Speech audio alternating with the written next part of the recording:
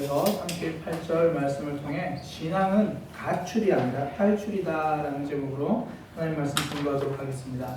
신앙은 가출이 아니라 탈출입니다.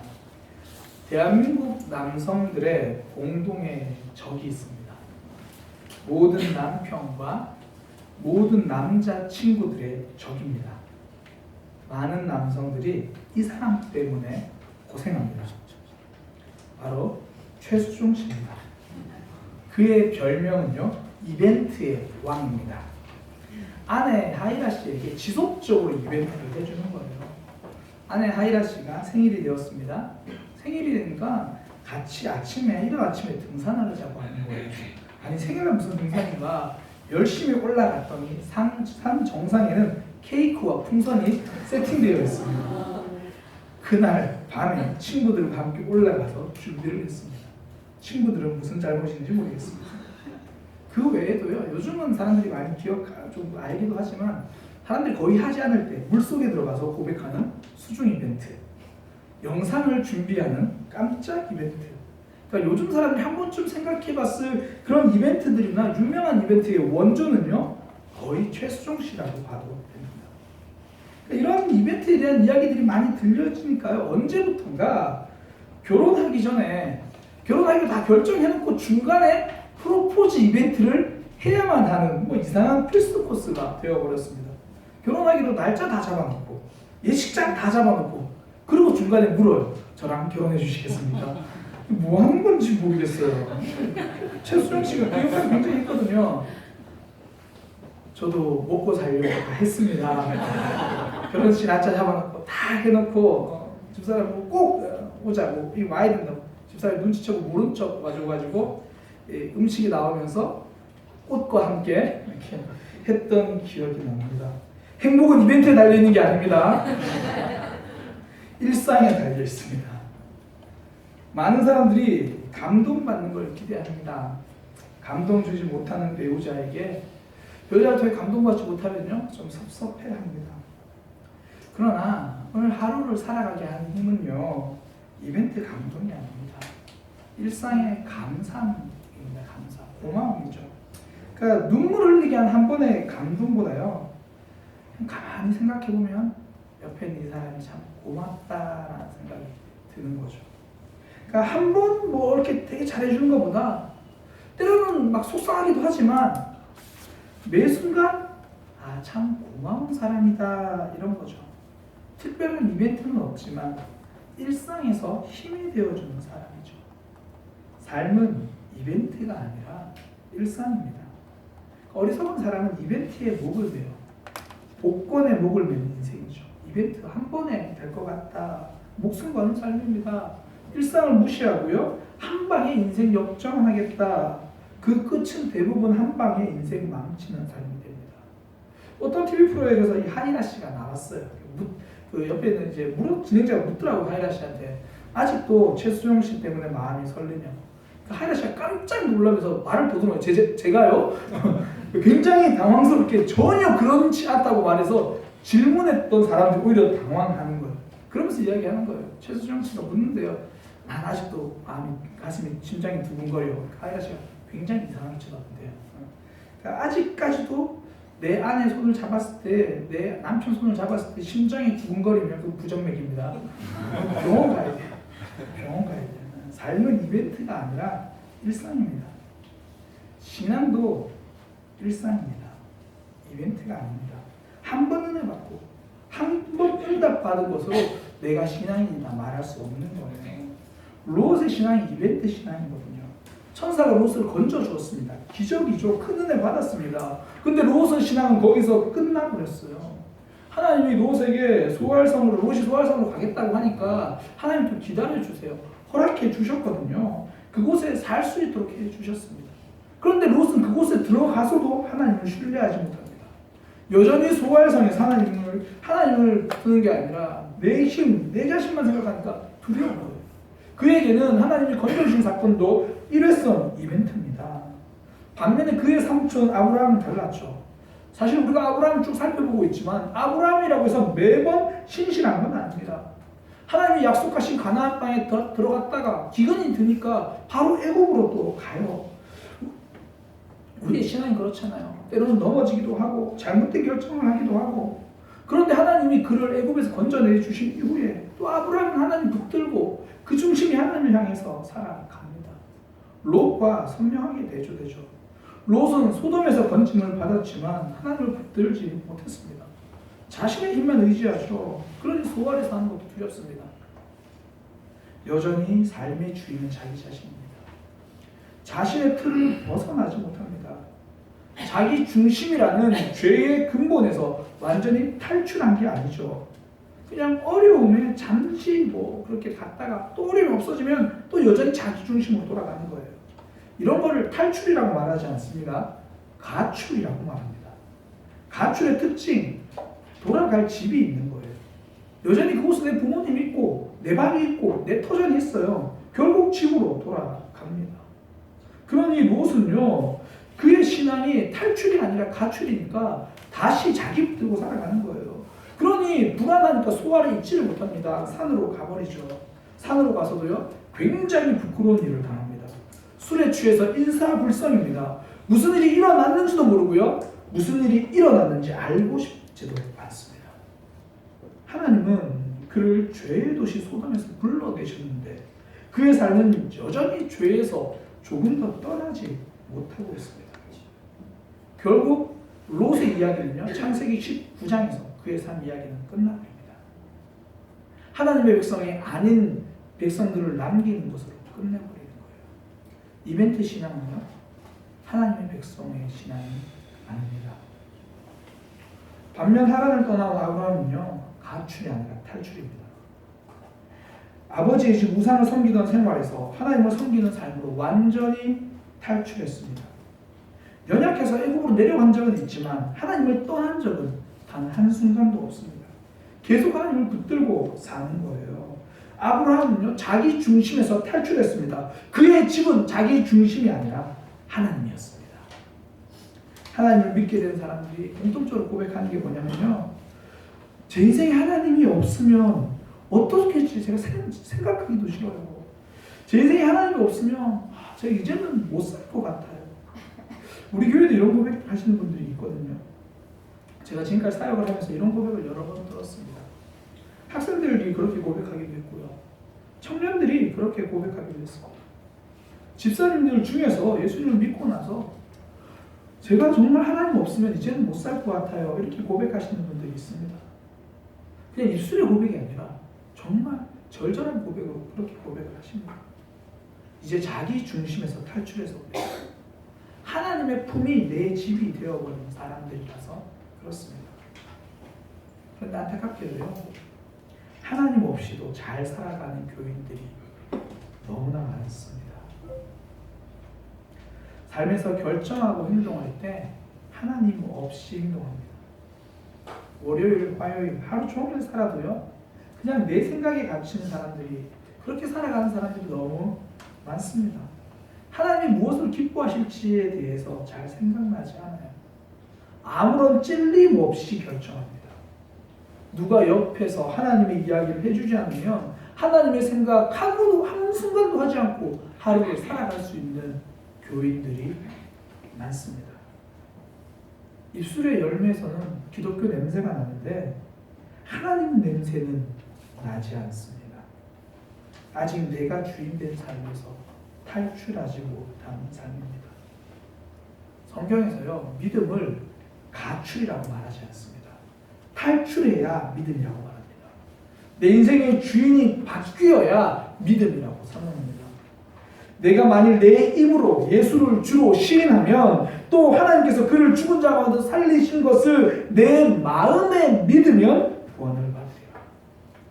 내 인생의 주인이 예수님이 되어야 구원을 받는다는 말이죠. 타협 없는 선언입니다. 입으로 시인한다, 고백한다, 이 말이요, 결코 마음에도 없는 말을 따라한다라는 의미가 아닙니다. 예수님이 인생의 주인인 사람만 구원받는다라는, 정말 내 인생의 그분이 주인인 사람만 하나님의 백성이 된다라는 선명한 양보할 수 없는 진리입니다. 여기서 말하는 주님이라는 고백은요, 거짓 자백이 아니라는 거예요. 예수님을 믿는다고 말해야 구원받으니까 그냥 따라해. 나 예수님 믿어. 예수님 내 인생의 주인이야. 따라해. 이렇게 강요로 따라하는 거짓 자백이 아닙니다. 요즘 우리나라가 거짓 자백이 좀 이슈가 되고 있잖아요. 화성 연쇄살인범 이춘재 씨, 이라고 현재는 그렇게 밝혀져 있습니다. 근데 자신이 이제 자신의 범죄를 자백하면서 문제가 하나 생겼어요. 8번째 살인도 자신이 했다고 말했는데 이미 그 8번째 살인의 범인이 잡혀가지고 지금 감옥에 있는 거예요. 윤모 씨입니다. 그 진술 때문에 지금 경찰들이 난리가 났어요. 더욱이 재판 과정에서요, 윤모 씨가 이렇게 말한 그 속기록이 드러난 거예요. 제가 그때 자백한 건 고문에 의해서 거짓 자백을 한 겁니다. 그렇게 이야기를 한 거예요. 그런데 재판에서 그게 다 덮여버렸어요. 물론 우리는 진실이 뭔지는 잘 몰라요. 그러나 확실한 것은 만약에 강요로 인해서 거짓 자백했다면 그 고백은, 그것은 고백이 아니라 거짓입니다. 지금 소천하신 목하님 목사님께서 이런 말씀을 하셨습니다. 요즘 한국 교회에는 구원의 확신을 강요하는 이상한 상황이 되어버렸습니다. 그저 입으로 예수님 믿는다고 하고 교회만 다니면 다 예수님 잘 믿는 사람인 줄 알고 구원의 확신을 강요합니다. 그러면서 이렇게 말하는 거죠. 당신은 구원의 확신이 없으면 당신의 믿음이 잘못된 겁니다. 구원의 확신을 가져야 합니다. 구원의 확신을 가져야 합니다. 구원의 확신을 가져야 합니다. 계속해서 강요하는 거예요. 그래서 자기가 신앙이 좋고 구원받았다고 착각에 빠진 사람들이 한두 명이 아닙니다. 이렇게 이야기를 하신 거예요. 이것은 고백이 아니라 강요된 거짓입니다. 교회 오래 다니면 다닐수록 이런 강요에 넘어가 버려요. 어릴 때 이제 주일학교 가면 교회 선생님이 강요를 합니다. 자, 우리 친구들 선생님 따라해 보세요. 자, 그러면서 영접 기도를 강요합니다. 예수님, 저는 죄인입니다. 예수님의 십자가의 보혈로 저를 용서해 주신 걸 믿습니다. 내 마음속에 오세요. 영접을 강요합니다. 그리고 학생 청년 시절이 되면 수련회 가면요, 담당 교육자가 이제 강요합니다. 이 밤에 예수님을 믿기로 다짐한 학생들은 손 들어 펴주시기 바랍니다. 너무 갈등하지 마시고, 너무 고민하지 마시고, 예수님이 내 인생의 주인이다. 오늘 말씀 듣고 나도 한번 저렇게 살아봐야지. 자, 손 드시기 바랍니다. 그리고 따라하세요. 하나님, 저는 죄인입니다. 믿음의 확신을 강요하기 시작합니다. 그렇게 강요된 구원으로 밀려 오다가 이제는 집사가 되고 권사가 되고 장로가 되고 목사가 되고 직분자가 되어서도 이제는 자기가 자기 자신에게 강요합니다. 예수님이 내 인생의 주인은 아니지만 나는 그래도 예수님을 믿고 있는 거야. 그러다 보니까 주변에서 누가 방언을 한다, 응답받았다 그러면 그런 신비한 체험을 보고 또 구원받았다고 강요합니다. 성경 그 어디에도 기적이 구원의 징표라고 말하지 않습니다. 물론 하나님의 역사는 맞습니다. 그러나 그 역사를 경험했다고 해서 모두가 예수님을 내 인생으로 주인으로 모시는 것은 아니라는 겁니다. 예수님은 선명하게 말씀하십니다. 그날에 많은 사람들이 나더러 이르되 주여 주여 우리가 주의 이름으로 선지자 노릇도 하며 주의 이름으로 귀신을 쫓아내며 주의 이름으로 많은 권능을 행했습니다. 그때 예수님이 이렇게 대답하겠다고 말씀하셨어요. 내가 너희를 도무지 알지 못하노니 불법을 행한 자들아 내게서 떠나가라. 롯은 소돔이 멸망하는 가운데서 건짐받았습니다. 천사가 도와주었습니다. 소알까지 가는 동안 지켜주었습니다. 기적이죠. 응답입니다. 그러나 여전히 자기 중심성에서 탈출하지 못하고 있습니다. 한 번 은혜 받은, 한 번 응답받은 이벤트일 뿐입니다. 응답받고도요, 자기 중심성에서 탈출하지 못했으면 그것은 믿음이 아닙니다. 이제 우리는 자기 중심성에서 가출했다가 다시 여전히 내 중심으로 돌아오는 이런 믿음이 아니라 정말 내 중심에서 탈출해서 하나님 품이 집이 되는 그런 경험을 해야 할 것입니다. 그러기 위해서 필요한 것, 절대 외면하지 않는 겁니다. 내 모습을 솔직히 인정하고 보는 것이 필요합니다. 롯의 딸들은요, 죄를 직면할 자신이 없었습니다. 그래서 아버지를 술에 취하게 만드는 거예요. 자신들도 이게 부끄러운 행동이라는 걸 알고 있습니다. 떳떳하지 못하다는 것을 알고 있습니다. 떳떳하지 못하는 걸 알면 거기에 멈춰서서 돌이키면 되는데 그러지 않았습니다. 그냥 눈 감는 거예요. 현실을 외면하는 거예요. 이미 복음의 빛, 말씀의 빛이 선명하게 떠올라서 밝게 비춰주고 있는데 나는 이 현실을 외면하려고 합니다. 지금 이런 내 모습이 부끄러우니까. 내 모습을 인정하는 것이 너무 부끄러우니까. 길을 모르는 사람은 무지한 사람이지만 어리석은 사람은 아닙니다. 그러나 길을 알려줘도 여전히 똑같은 잘못된 길로 간다면 그것은 어리석은 사람입니다. 술에 취한다는 게 무슨 의미입니까? 내 믿음이 가짜라는 걸 인정하기 싫어서, 내 죄를 인정하기 싫어서 회피하고 있는 모든 행동들입니다. 예수님 당시에 바리새인들이 그런 모습이었죠. 그들은 종교적 열심에 취해 있었습니다. 성경도 많이 알았어요. 존경받는 종교적 지도자들이었습니다. 얼마나 열심히 종교생활을 하고 있는지 모릅니다. 신들초도 했고요. 성경에 적혀있는 말씀 실천했어요. 행동으로만 이야기하면 그런대로 모양이 괜찮게 갖추어져 있습니다. 이만하면 신앙생활 잘한다고 말은 못해도 안 믿는 건 아니라고 말할 만해요. 자기 자신이 그냥 종교적 열심에 취해서 현실을 외면하고 있는 거죠. 근데 예수님이 오셔서 하시는 말씀이요, 자신들의 삶과 너무 안 맞는 얘기를 하시는 겁니다. 예수님 자꾸 마음을 이야기하세요. 모양을 갖춘 껍데기 말고 너희의 중심을 보라고 그렇게 말씀하십니다. 화 있을진저 너희 바리새인이요, 너희가 박하와 운양과 모든 최소의 11조는 들이되 공의와 하나님께 대한 사랑은 버렸도다. 박하, 운양, 최소 굉장히 보잘것없이 작은 걸 말하거든요. 그런 것까지 다 11조하고 다 지키려고 했다는 거예요. 꼼꼼하게 종교생활을 했다는 거예요. 열심히 대단합니다. 껍데기는 화려합니다. 그러나 그 마음은 그렇지 않습니다. 그런 모습을 본 예수님의 평가는 냉정합니다. 독사의 자식들아, 너희가 어떻게 지옥의 판결을 피하겠느냐. 마음에 예수님이 주인이 아닌 사람은 아무리 종교적 업적과 열심을 가지고 있어도 지옥의 판결을 피할 수 없습니다. 예수님의 기준은 선명했습니다. 이 선명한 말씀 앞에 바리새인들은 외면했습니다. 수많은 기적을 보고도 외면했습니다. 오히려 이렇게 말하죠. 예수님의 기적을 보고 이렇게 말합니다. 귀신 들려서 이렇게 한 거다. 현실을 외면하고 싶은 거죠. 직면하기 싫은 겁니다. 오히려 그러니 이 심각한 문제를 심각하게 생각하지 않습니다. 롯의 딸들, 오늘 하룻밤만 술에 취하게 만들자. 오늘 하룻밤만 눈 감자. 가끔씩 설교를 듣고요, 본인의 불신앙이 들켜버려서 민망해 하시는 분들이 계십니다. 그런 분들 중에서는 용기를 내서 저에게 찾아오시는 분들도 있습니다. 그 고백 굉장히 멋지죠. 용기입니다. 근데 그럴 때마다 제가 드리는 권면이 있습니다. 너무 빨리 그 모습에서 벗어나려고 하지 마시기 바랍니다. 그렇게 깨달아서 한 번에 변하는 믿음도 있지만 그때부터 신앙의 몸부림을 시작해야 하는 사람들도 있습니다. 그런데 말씀에 직면하고 나서 금세 눈 감아버리는 거예요. 부끄러우니까. 롯의 딸들이 아버지에게 술을 마시게 하고 취하게 만든 것처럼 금세 자신의 종교적 열심에 취해서 신앙의 본 모습을 보지 않으려고 합니다. 외면하죠. 눈 감고 있습니다.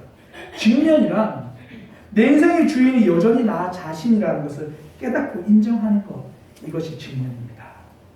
그리고 용서받아야 할 죄가 바로 이거, 내가 인생에 여전히 주인으로 살고 싶어하는 마음이 있다, 이 죄를 용서받아야 구원이다라는 걸 인정하고 눈 감지 않는 겁니다. 종교적 열심에 취하지도 않고요, 신학적 논쟁으로 덮어버리지도 않고요, 다른 사람들의 강요나 설득에도 흔들리지 않고 내 모습 이대로 하나님 앞에 서는 겁니다. 롯의 둘째 딸은요, 죄에 눈 감아버린 언니에게 이런 이야기를 들어요. 어제는 내가 죄를 범했으니까 오늘은 네가 죄를 범해라. 둘째에게 좋은 핑계가 있죠. 언니도 그렇게 했는데요. 나만 그런 게 아니잖아요. 기독교인들 다 그러고 있잖아요. 우리나라 부패지수가요, 180개 나라 중에 45위입니다. 이게 2019년 1월 달에 발표된 통계거든요.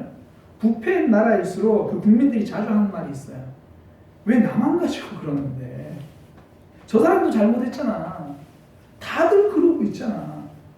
부모들이 자녀들이 이런 얘기 들으면 속 터지잖아요. 중간고사인데 공부 안 해? 아우 친구들도 아무도 안 해. 친구들이 공부 안 하고 있다고 해서 내가 공부 안 한 행동이 옳은 행동으로 바뀌는 건 아니잖아요. 다들 범죄하고 있다 해서 내 죄가 사라지는 게 아니잖아요. 복음에 비답해 선명하게 서면요.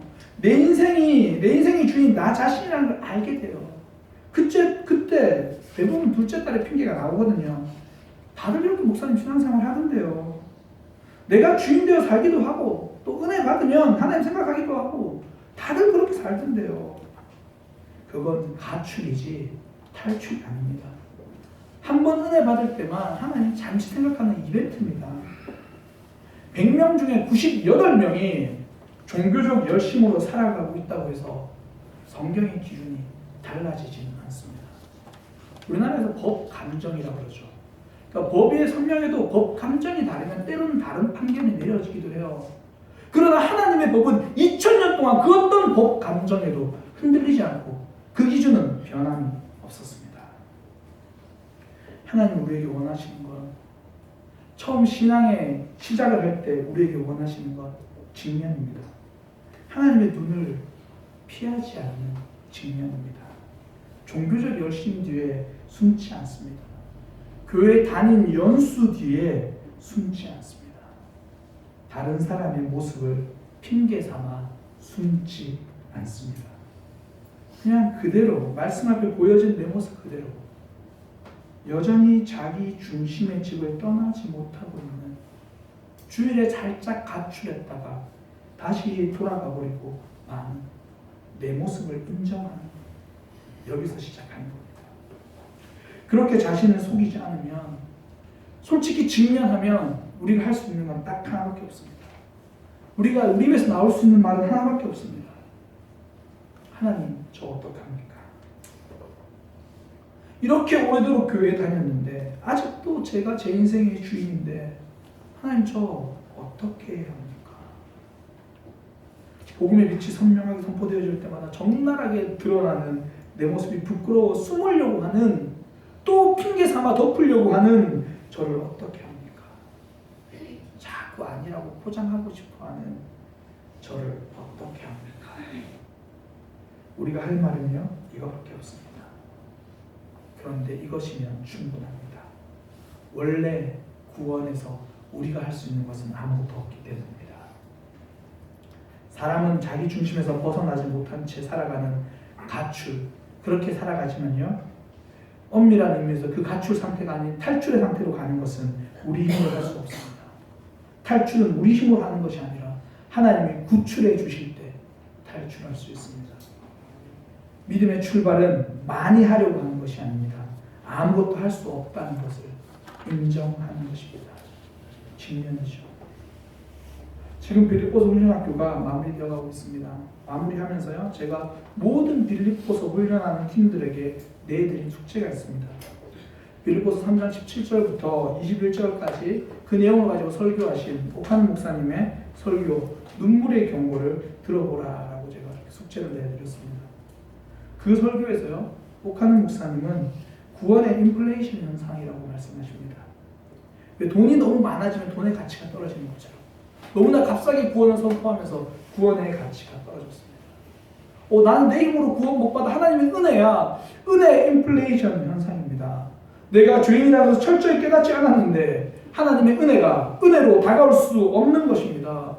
그래도 하나님의 은혜를 이야기하고 있으면 그 은혜는 값싼 은혜입니다. 인플레이션 현상입니다.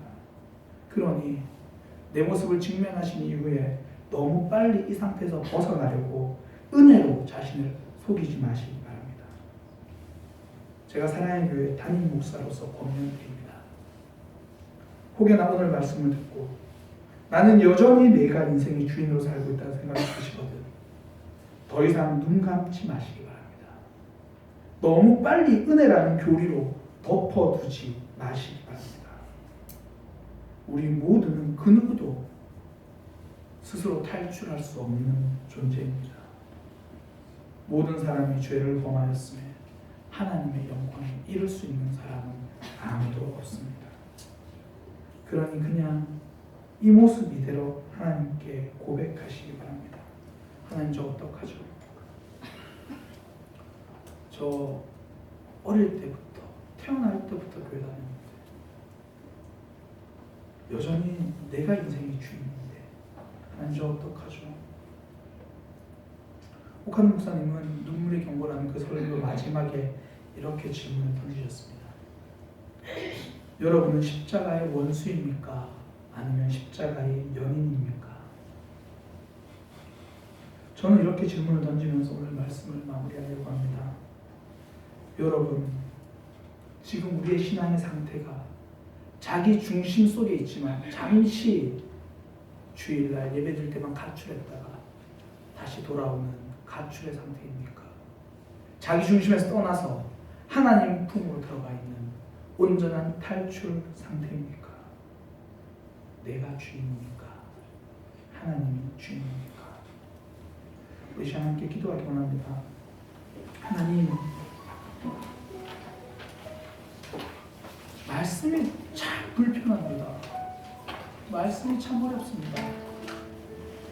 저도 오늘 이 말씀을 준비하고 선포하면서요, 여러 사람들에게 중보기도를 부탁했습니다. 하나님, 제가 실력이 없고 제가 능력이 없어서 이 선명한 말씀을 선명하게 못 전할 수도 있습니다. 감히 바라건대 오늘 이 말씀 듣고, 그렇지, 나는 아직도 내 속에 내가 주인인데 그럼 나 구원받은 거 아닌가? 네, 아닙니다. 도망가지 마세요. 도망가지도 말고 너무 쉽게 은혜로 덮어두지도 마세요. 그냥 그대로 고백합시다. 하나님, 저 어떡하죠? 하나님, 저 어떡하죠? 하나님, 저 어떡하죠? 그 고백입니다. 우리 시간 하나님, 우리의 신앙의 모습, 지금까지 모습을 돌아보면서 각자에게 주신 마음 기도하기 원합니다. 기도하겠습니다.